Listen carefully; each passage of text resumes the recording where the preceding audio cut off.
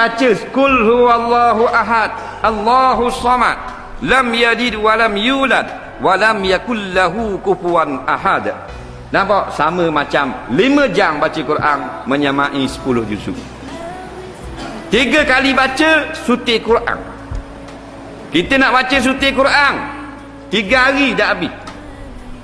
Nampak? Nak 3 tahun dah habis-habis kita. Mudah khatam Quran. Dah mau khatam dia. Aku khatam berita harian. Hari-hari khatam. New Straight Time khatam. Nah. Baca kali habis dalam masa 3 hari. Dak gerak kita tak 3 hari. Boleh 4 hari 5 hari dah. Suti Quran. Boleh? Dak gerak juga. 1 hari 1 juzuk, sebulan 30 hari. Sebulan 30 juzuk.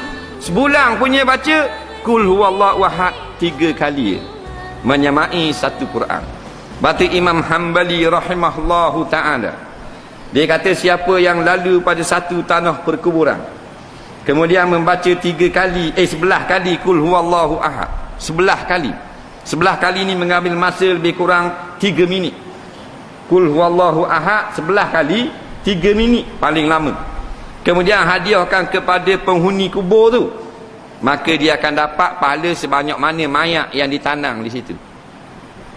Jangan main kul huwallahu ahad. Nak